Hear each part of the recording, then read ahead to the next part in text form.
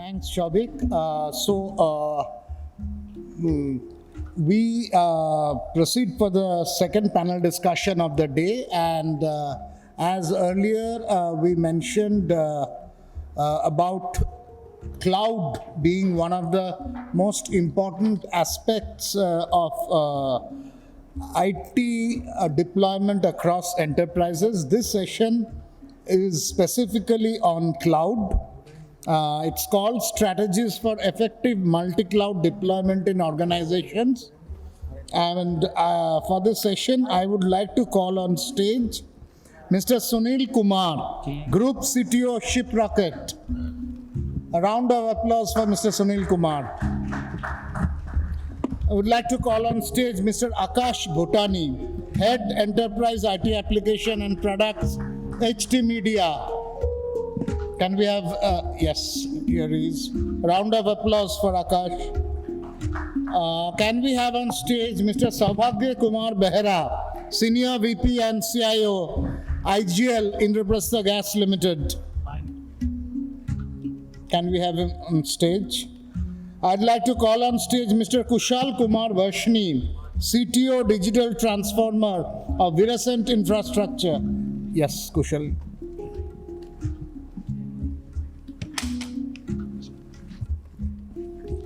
So if you can, gentlemen, all take your seats.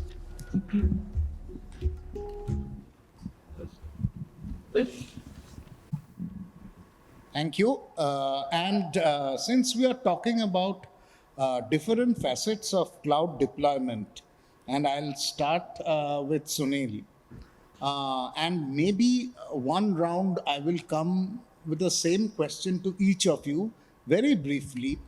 We are talking of a multi-cloud deployment today, and multi-cloud means you will have certain applications maybe on a public cloud platform.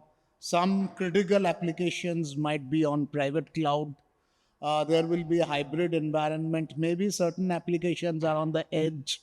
So typical scenario, even public clouds can be from different vendors. So in this optimally managing this hybrid cloud environment or multi-cloud environment, one single big challenge I would like to understand from each of you, starting with you, Sunil. Yeah, so essentially as we grow, as the underlying infrastructure and application needs of the organization grow, so multi-cloud and hybrid cloud are a reality today. But the primary objective why companies go ahead with the multi-cloud or the hybrid cloud approach or a mix of that is essentially to take advantage of best of both worlds. It can be cost, it can be performance, it can be any other underlying service which is of importance in a specific cloud. So that's why we go for it. But apart from the advantages which we get, it really makes it slightly complex in multiple ways. And one of the key things which as engineers or as architects of system designing, we have to see the inherent tenets of the application architecture that changes drastically the moment we say that we are moving from one cloud to a multi-cloud or a hybrid cloud setup.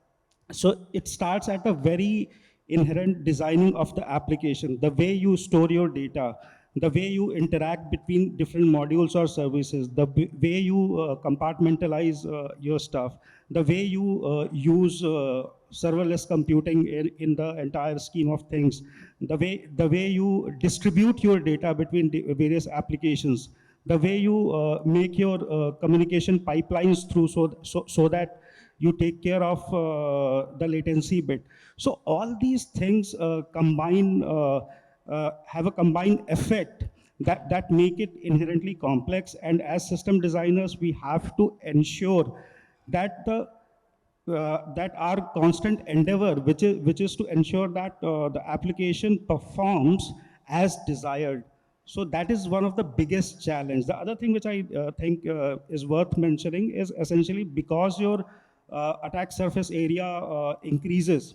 So managing the entire setup becomes much more complicated. Okay, thanks. So you have touched upon a very pertinent area in terms of the very architecture of the applications itself, especially when you are moving to a multi-cloud kind of environment that undergoes a fundamental change, and that in turn increases the complexity of management in the organization. And I'm sure most of the delegates who are listening will also face similar challenges in that environment.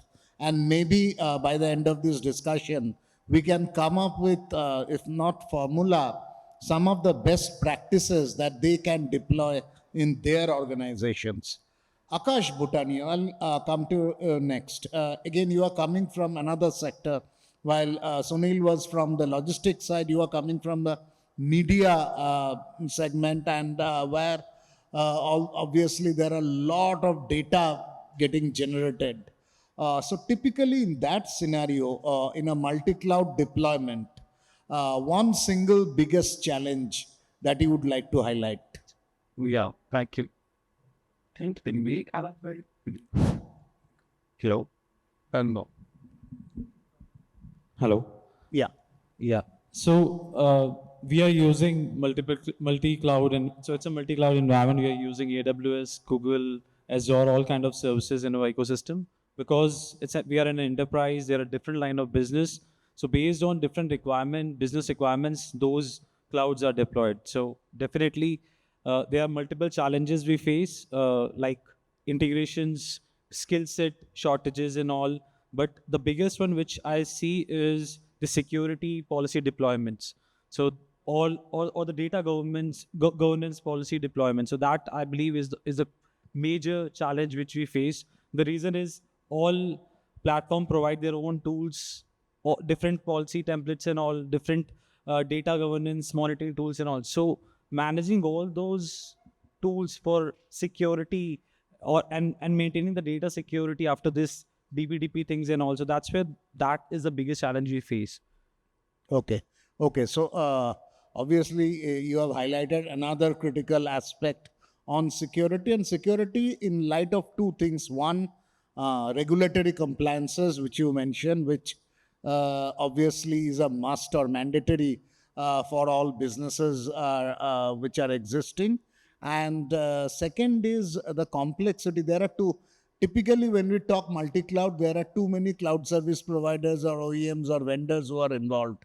And managing all the vendors, and however much they say about open source or APIs, there are something proprietary, and managing that for a CIO will be a big challenge.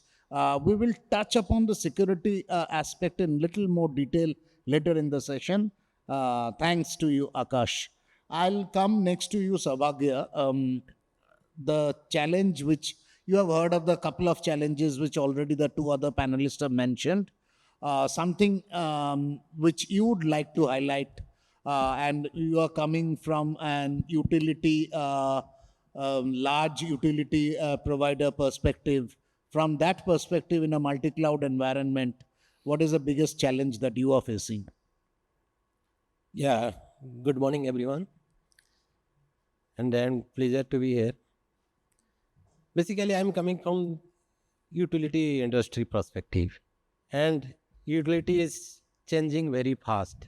This scenario, and the customers are basically our board.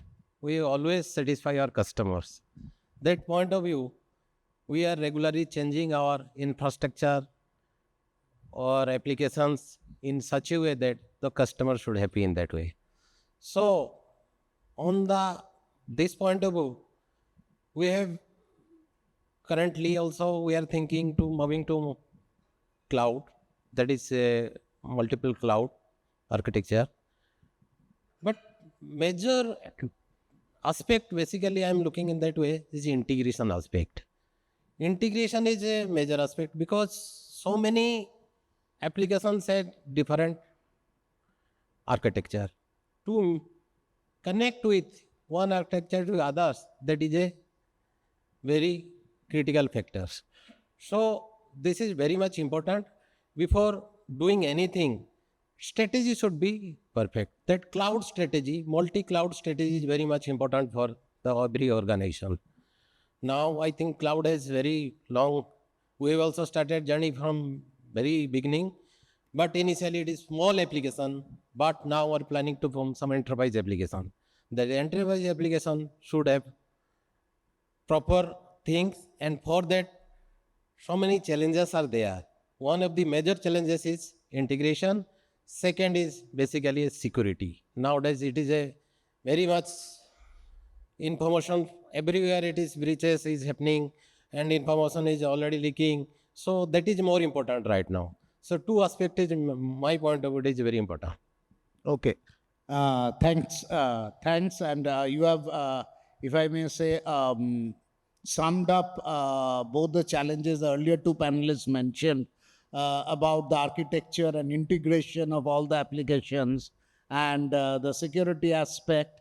And then you have made a very pertinent advice in terms of formulating a strategy before you delve directly into the deployment, because without a proper multi-cloud strategy in place, and if you go directly into deployment, then discrepancies or mistakes might happen. Kushal, I'll come to you next with the biggest challenge that you'd like to highlight. Yeah, so good morning, everyone. I'm from utility sector. So we are a transmission line company. We also have substations and we are also into green energy. So green energy, solar plants, we have more than 22 plants in India. And I have worked with IBM and Deloitte as a so one of the ex Big Four. I have even done audit of IGL also in, when I was with Deloitte. So I can, I think, add a larger perspective. But I agree. So my fellow panelists talked about in terms of application architecture. So that is very crucial. So I agree with that right now. So one is the applications which we are specifically designing for our company, like Shiprocket as a company, they might have created a proprietary solution for themselves, right? So which may be a multi-cloud ready scenario, container and all those things, Kubernetes, right? But as other panelists mentioned about like enterprise applications, so if we talk about SAP or many other well-known enterprise applications, so they are still using their proprietary same cloud or very rigid kind of thing. Even you go with Rise with SAP, then you have only one cloud to select, and then you have to stick to that, right? So I think application perspective, they have to come up with multi-cloud is one part. Second is if you are designing your own application, and then architecture is very important. And for architecture, another important area is skill set. So honestly, when we also explore for people, so many people are not aware in terms of how we will have a multi-cloud architecture part. So I'm staff, so that's the reason we need good partners also from a skill set perspective. Security also people talked about, so that's very critical aspect in terms of when we go for multi-cloud architecture. Another critical aspect is manageability, because handling one cloud, managing its cost, how we will, when there is a peak, how it should scale up, scale down, and all those things. Now we are talking about multi-cloud. So there are tools available for managing multi-clouds also, but I think there also still there is a scope for improvement in terms of maturity and all those things. So manageability is also something where I think lots of work is yet to happen, and from a maturity perspective, scope is there. Thanks, thanks. You have touched upon the really critical aspects, and thanks. So we got an overall perspective in terms of some of the challenges. The area which I have not seen any of the panelists touch upon, and which is very pertinent in cloud. And I would like to pose this question open, keep this question open to all the panelists, and you may take it up. See, when we are migrating to cloud, and typically a multi-cloud scenario, one is moving the entire business to an OPEX kind of model from that typical CAPEX model, which has both its pros and cons. Now, the organization is not just the technology team or the IT team. Ultimately, the main thing is the business teams and bringing all of them, aligning them together in one line. So how do you empower your overall organization the other businesses to adjust to an OPEX model of running vis-a-vis a CAPEX model which they have become adjusted to? So that's an open question. Anyone? Yes, sir. I'll go first maybe.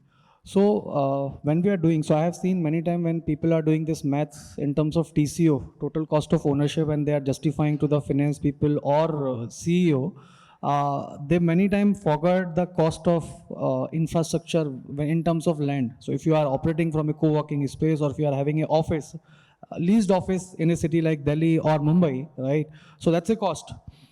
Then cooling charges, electricity charges, you'll have a resource on premise. So when we also did our math in terms of whether hosting something on premise versus on cloud, or if I go with the managed cloud, right? And what all managed services are there, right? So in that case, we have to factor in all those things. Definitely we have to put some assumptions, and we have to do that math along with finance guy, so that there is a check-in and there is a buy-in also from finance guy also, because ultimately they have to agree, okay, yeah, from a TCO perspective. Another very critical angle is how soon you are outdated. So if you are having on-premise infrastructure, you are investing, you will tend to, one is upfront purchase, because from a 5-year perspective or 6-year perspective, so you will access purchase in terms of your compute power, storage, everything. Cloud, you can pay as you go. Second is, if your some new technology came, right? And then you will say, boss, I have to utilize my existing infrastructure also. So I think all those things are there which you have to factor in while taking a decision whether we have to go on premise or on cloud or multi-cloud, and whether it is CAPEX and OPEX. So that TCO can be done, and basis the value proposition. I have seen people who have come reverse also. From cloud, they came to some co-hosted locations also, right? So they have not managed their cloud well. So their cost shoot up like anything, like data egress, ingress part. So that is also very critical thing which people overlook while they are designing their multi-cloud strategy or cloud strategy for that matter. So plan it well. Don't just, everyone is doing that, so I want to do that. Do your homework, you do your research work properly, plan it well, and then go for it. Startingly, you may do a small pilot and then start full-fledged, but do it wisely. Thanks. And maybe your experience in auditing helped, and you have very rightly pointed out the scenario of a managed cloud services vis-a-vis normal cloud and vis-a-vis on-premise, and counting the TCO and the ROI maybe behind it. Yes, yes, sir. Yeah, basically, it's rightly said. In fact, usually in organizations, the management is not very techy in that way. From them, it is explanation. They always compare with monetary terms. So they always ask for the TCO and ROI, no doubt at all. But same time, it is very difficult to identify basically that anyway said that assumption is a very difficult to identify, because in assumption they are not basically believing on that line, and that's why that always very difficult to in fact tell the management which one is the best one. But in the long term, suppose the organizations are small organization or something, that time the OPEX model immediately it helps. But in case of long, which the catch companies on that way, they are basically thinking on prems or sign, and other parties basically they are looking that our data should not be out. So they are looking about on-prem solution point of view. So two aspect is there, but nowadays time has come and everybody is looking towards that availability, performance, that point of view. All big player also moving to cloud, and that time they are that equation what is asking in that way, that equation also they are realizing, and on the basis of that they are moving out. That OPEX model is far better right now on that way. Okay, thanks. And so basically what you are saying is there is still or might be was till 1 or 2 years back hesitancy, a cultural hesitancy among some organizations that whether moving to cloud compromises my security. But that is changing as more and more the TCO and the ROI equations are being understood by the management. But you rightly mentioned that assumption is very ambiguous. How do you? So, Akash, what's your experience there? So in last, I believe, 5 years and all, we have seen a huge amount of digital transformation in the industry. So that's where, in my experience, I've seen those CFOs and other people are also gaining those knowledge that you need to change yourself instead of having investing on capex, long-term investments and all. Every year there is a new technology. So that's where instead of investing on a 5-year thing, just try for a SaaS-based model, evaluate the product. If it fits with your requirements, if it's giving value to your ecosystem. So based on that, all those SaaS products are OpEx-based model. So that's give a advantage to our IT team also, CFOs also to give those kind of budgets, plus cash liquidity and all. What I understood from financial terms and all, it's easier to have those kind of OpEx approved in the board level and all instead of going to the CapEx thing. So that's from a financial perspective. But from IT perspective also, it's very easy because you don't have to invest on R&D for a new product, and also you can evaluate a product. If it's not as per your requirement, you can move to another product. You don't have to give a commitment to a partner for a long term or invest on hardware. So Rise with SAP is one thing which I've seen. It's a good offering. My last implementation, I did Rise with SAP. So that is SAP. So all the providers are coming with this kind of model, and companies are now realizing that from a architectural perspective plus a financial perspective, it suits the business. Okay, thanks. So, very critically that you mentioned that the CFOs are finally somehow understanding the rules of the game, if I may say. And Sunil, your experience. So essentially, we are a digital native company. So our thought process, I mean, I definitely, I can relate with the CapEx versus OpEx, but there is how CFOs usually now think that there is something called as cost of money that has to be looked after. So, and in the earlier panel discussion, someone pointed out the changing or evolving needs of the customer, that the customer thought process has changed. So in this case, the primary key stakeholder is the CFO, who has to take care of every dollar, and also who has to see how the money is moving to the best, and every dollar is spent on to get the maximum impact. So in our case, I mean, we are in the endeavor of taking this OpEx approach to a next level. When I say to a next level, it is more so related to capacity planning. That, okay, why should I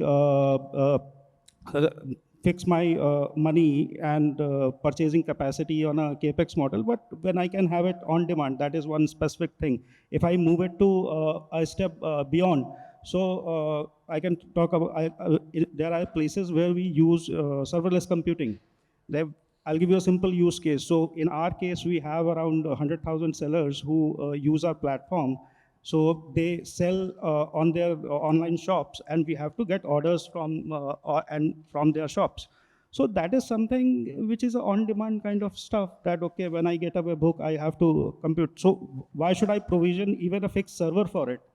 I can do that computing in the cloud. So whenever the traffic comes in, Lambda functions are invoked, and they do the processing, and then I persist them in my data store. So that is the level of OpEx thinking, on-demand thinking, which is now going through enterprise applications, as you correctly pointed out. They are also moving towards those lines, and who knows, after 5-7 years or even lesser time frame, we are envisioning, we may envision such approach in enterprise applications also. That is the way things are moving. Thanks for giving a perspective of how this is being looked at by the, if I may say, legacy enterprises versus the digital native organizations. Next, I'll come back to, I'll start with two of you, Saubhagya and Kushal, because you are coming from a utility. From an utility side, a multi-cloud scenario, there are two challenges. One is there is an apprehension of latency, and that latency might impact on non-optimization of performance. And the other was the security aspect, which we touched upon earlier, that perception that whether moment I migrate some of my applications to cloud, how will it compromise on my security? So maybe I'll start with you, Saubhagya, this time. These two aspects, how do you address? Yeah, true. Basically, customers are, in our cases, the utility customers always looking in click of button, I should get all everything. Huh? Click a button, I should get everything. That means performance is definitely required. To increase the performance, we have to do two things. That is not two things. Various factors are involving for this. But one part is network. Network is very network, and other part is bandwidth. Two part is very much important. For network point of view, nowadays that new technology has come up like SD-WAN. Now SD-WAN and that point of view, you can sing a single plane of glass. You can see your network so that you can monitor accordingly and you can do the things. And in case of security aspect, that is more important. Anyhow, now we are deploying our application in the cloud environment, so that that application is also very much important to secure. That point of view, definitely firewall is there. So firewall is nowadays we have to keep in your web firewall, you meant to say WF, web application firewall is required for that. So many zero trust solution is required for that, so that your application will be secure. Two major things, basically my point of view is okay. Thanks. Kushal, you would like to add? Yeah, sure. So one is as a nature of business, both are different. So he is more into B2C, we are more into B2G. So we are doing business with government, selling electricity to the government. And I think they are primarily operating in cities and supplying gas. So we all are there. In fact, I'm IGL customer also. But in our case, the plant's at very remote location where we can get the cheapest land parcel. So we don't have the luxury, like we will have multiple service providers and then we utilize them using SD-WAN. So definitely latency is the issue or bandwidth is the issue. In fact, one plant we are struggling yesterday only and we are not getting upgrade for bandwidth. In place of, we want to upgrade the bandwidth, but it is not feasible that location. So we have lots of SCADA systems. And one critical point I just want to highlight, which is correlated between previous question and current question, is when we talked about current organizations, like we always say we are a new age company. We are hardly a couple of years old company. And we always have to decide build versus buy. So one like fellow friend, he was saying, okay, no, you go for SaaS model. Now SaaS model, your ask may be 10 things. That SaaS model may be providing 12 things, but 4 things additional, which is not from your ask, and your 2 or 3 things might not be fulfilled. So you may have to take a call whether it is completely delivering all my requirements or not. And if it is personalization, if you have good IP, intellectual property within your company, and you can have better reporting, better monitoring, better analytics part, right, or better decision making, right, which we are right now working on. Like we evaluated since beginning, we were using lots of SaaS solutions, CMS solutions, central monitoring system. So all the site SCADA data we were pushing to cloud, IoT platform, churning it out, generating a dashboard. So there were some European companies, because Europe was ahead in terms of green energy generation. So they have already established players, but their speed of change is not that fast as we Bhartiyas are changing, and the kind of reports we ask, right? So now we are thinking, oh, we should have our own analytics platform developed. We will fetch data from all the IT and OT environment. Okay. And then we will build entire analytics part, and we are now keeping in mind, we'll take it to generative AI. So the journey is not just normal analytics. AI right now, we are already using it. So our plant generation, if there is a dust storm, I'll get an alert. So rather than doing a manual policing, system is giving me all the alerts, bucketing of losses, soiling loss, or any other losses, comparing that with the weather data, and my plant is performing well or not. So all of that, we are already doing that. Now we are talking about generative AI, not immediately. It will happen over a period of time. So foundation work, we have started working on it, and we are thinking from a multi-cloud perspective. But the challenge here is in terms of connectivity. Absolutely correct. Our nature of business, connectivity is a concern. Exactly. Even in remote areas, even with 5G, still in India, every corner, so no doubt last 7, 8 years, 10 years, fantastic work is done, but still there are areas where connectivity is an issue, so we face that concern. Security is always a concern. When we talk about, so in our case, IT, OT is very much applicable, and with national grid and all those things, so good that government has come up with lots of compliances also for utility sector, which earlier was to the minimal. Now there are lots of compliances which have come in this sector also. Okay, thanks, thanks. And you have literally given food for thought for two of the discussions we have in the second half, post-lunch. One on the, when you were meaning separating the IT and OT part, we have a separate discussion on that. And also you have given indication on Gen AI and use of those new gen technologies. Aakash, I'll come to you, the perspective of again, being a media company, you also will have a lot of applications managing lots of data, humongous amount of data. So there, how do you manage the latency, the connectivity, quality of connectivity might not be standardized across India. So that latency, how do you manage in a multi-cloud environment, and the security aspect? So just to give you a volume, so we have somewhere around 300 million unique users every month on our websites and application. We serve petabytes of data every day through our applications and our websites and all across world.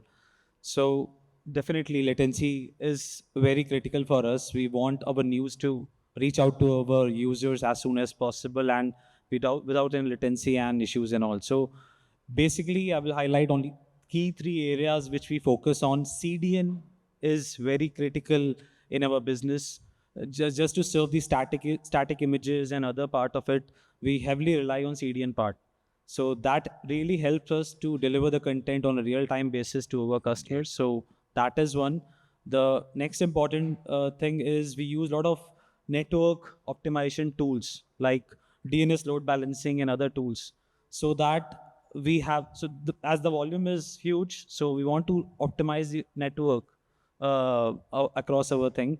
And the third part is definitely most of the company does is now that keep your load near to the users. So CDN helps us do that, but when we define our strategy for cloud, we always see where the infrastructure is located from the cloud provider and all, whether it's hosted outside India, it's in Mumbai or any place near to India. So that's where that 3 important things which we follow. So that really help us in our day-to-day business and all. And mostly I believe CDN is very critical in our area. Sure. Now, coming to you, Sunil, again from a digital native organization perspective, how critical is the latency thing, and how do you mitigate that challenge? So essentially, ours is not a media business. So in terms, but we do use CDN for static assets in terms of JavaScript and all that stuff. So ours is primarily a distributed system where the sellers are selling on their own properties outside the system. Primarily, they interact with us using our API infrastructure, or they give us webhooks and then we process. On the other side, we have our courier partners, the likes of Blue Darts and Deliveries of the world. So that is the proposition where we sit in. Latency is critical in our case because it is, end of the day, your business is running on our platform. So that has to be done. So primarily, as I said, ours is a distributed system. So we talked about network optimizations, maybe something called as a AWS Direct Connect between different things.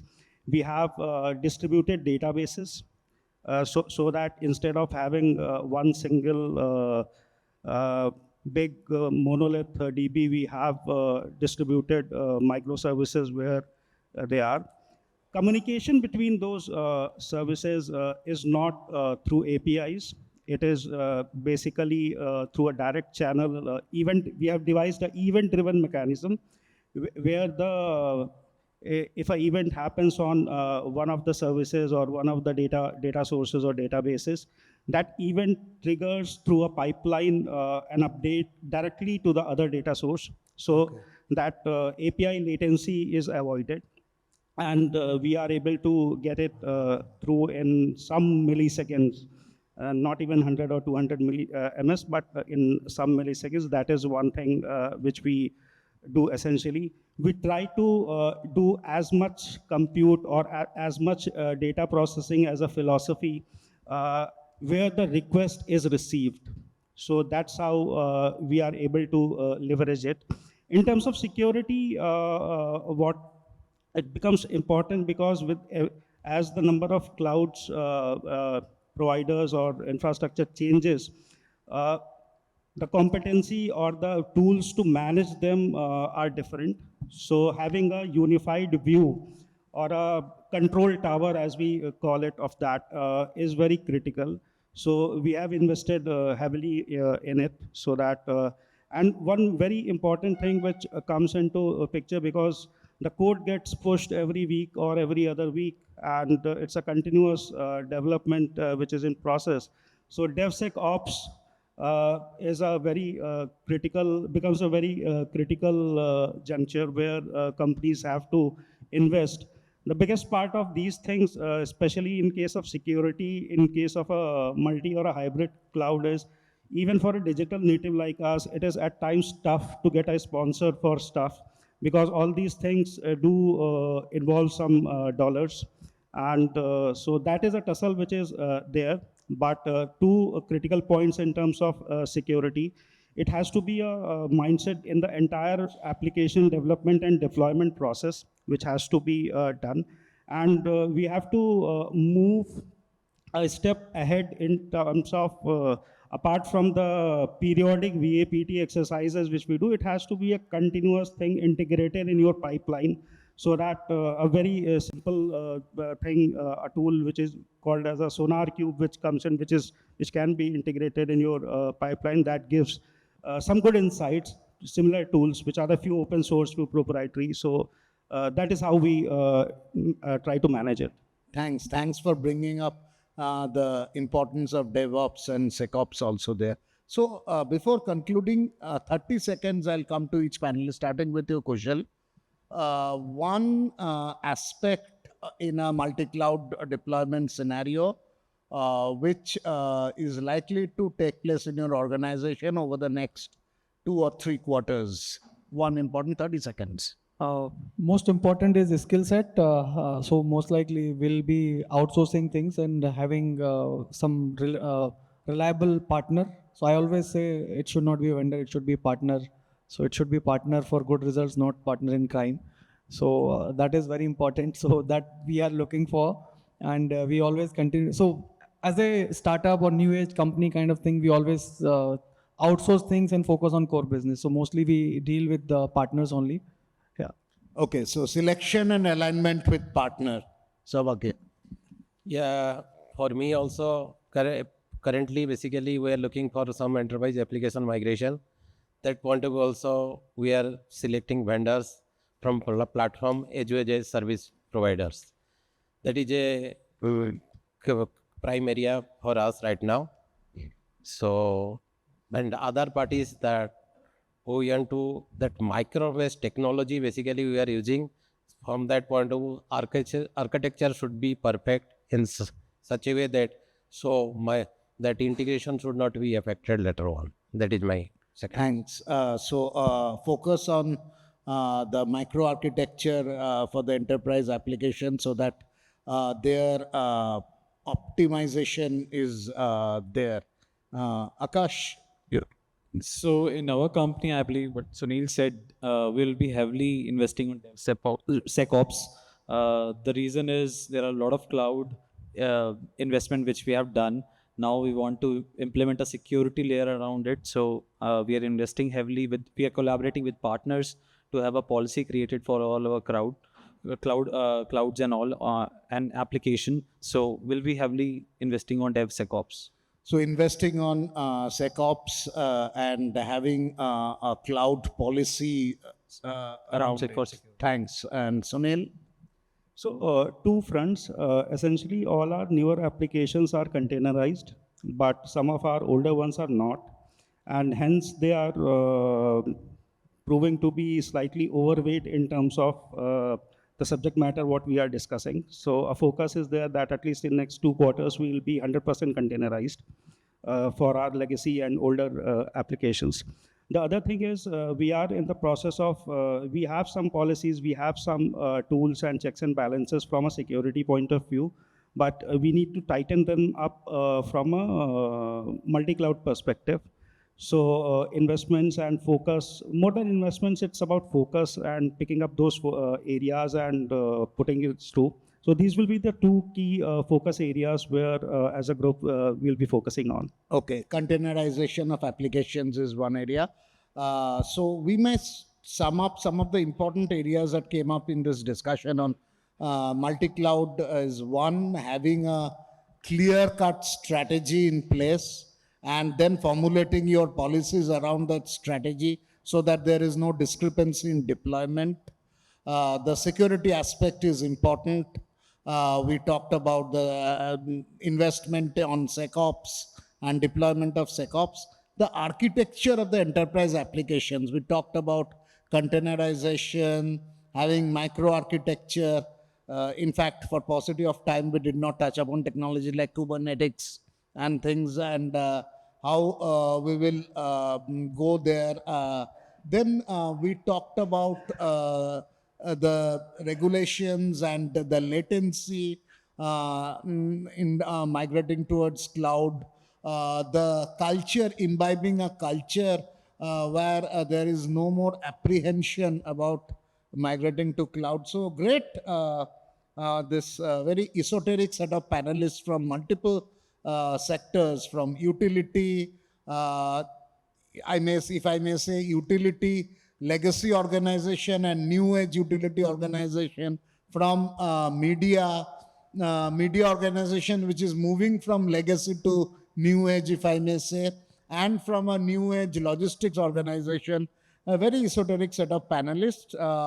So great having this discussion. So I'll request Saubhagya Goswami, one of the co-founders and group editor of APAC News Network, to hand over the felicitations to the panelists. And let me now call on stage the panelist for this session. And we would like to start with Mr. Saubhagya Kumar Behera, Senior VP and CIO, Indraprastha Gas Limited. Mr. Saubhagya Kumar Behera, Senior Vice President and CIO, IGL, Indraprastha Gas Limited.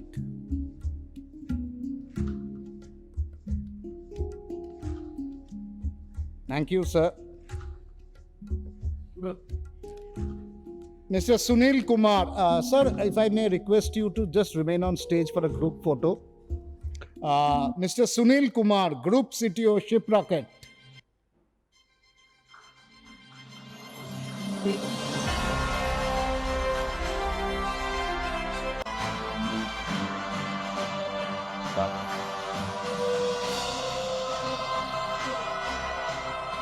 Mr. Sunil Kumar, Group CTO, Shiprocket, with the APAC CXO Cloud Visionary Award.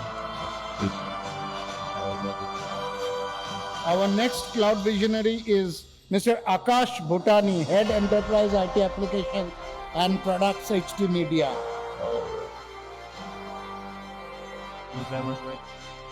Here is Mr. Aakash Bhutani, Head Enterprise IT Applications and Products HT Media.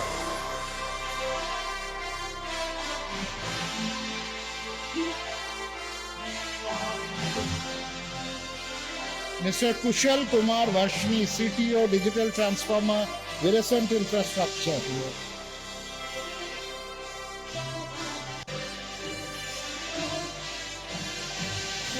Mr. Kushal Kumar Varshney, CTO, for the APAC CXO Cloud Visionary Award.